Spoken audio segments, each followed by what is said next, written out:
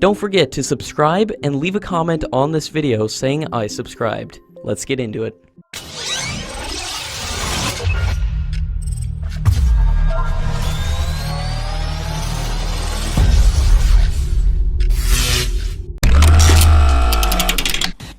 After signing the deal with Delta Systems for 83 radars and EW suites for the Tejas Mark 1A, Hindustan Aeronautics has issued a tender for supplying 5 chassis assembly for Tejas Mark 1A.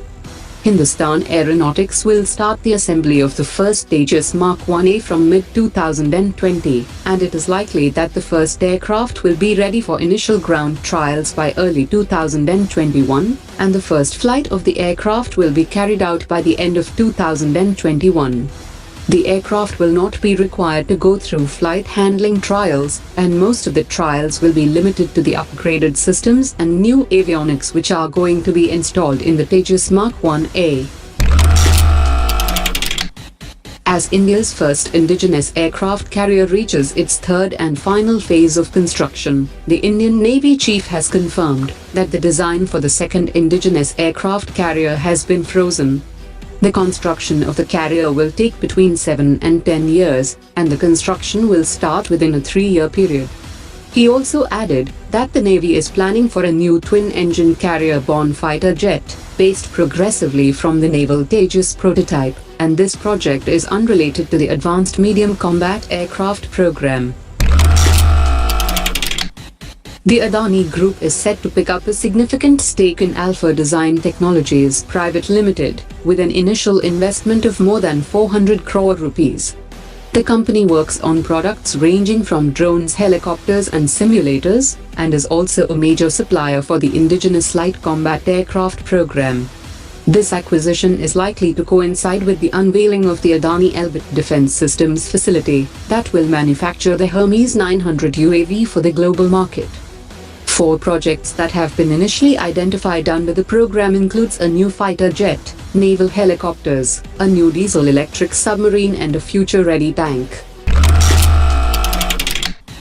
The Indian Navy has selected the Electromagnetic Aircraft Launch System for its second indigenous aircraft carrier, which should be operational in the next 10 years. The Indian Navy Chief has said that as far as the system for launching and recovery of aircraft is concerned, the Electromagnetic Aircraft Launch System and the Advanced Arresting Gear is an emerging technology, and it would be more suitable for a new project that is likely to remain in service for the next 4 decades. India's Minister of State for Defence has said that the purchase of the Very Short-Range Air Defence System is at contract negotiation stage with Rosaveronexport of Russia, which is the L1 vendor, and has offered Igla system.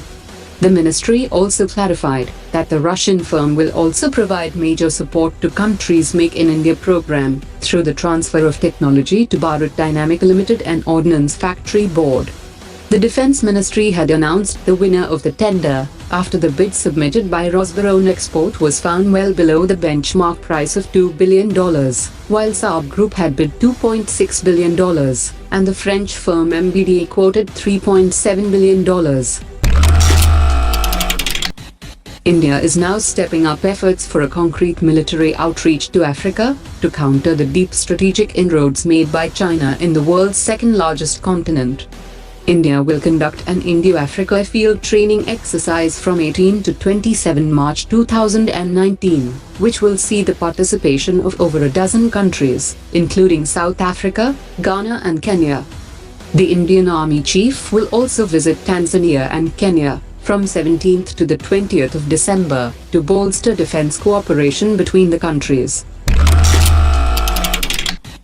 The Indian Air Force will make history next week, when the AN-32 transport plane will be formally flight tested, using a mix of aviation turbine fuel and biofuel. Some modifications have been made to the plane, and the trials have been on since mid-November, and the first scheduled flight is slated on the 17th of December. The Indian Air Force plans to gradually start using this fuel blend for fighter jets like Su-30 and MiG-29.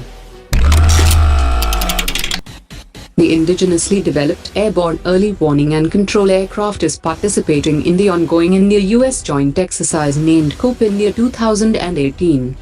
The aircraft was recently inducted into the Indian Air Force, and this was the first time that the aircraft participated in an international exercise since its induction. The indigenous system is very cost-effective and better than many expensive competitors in its class, which has created several interests from countries in the region.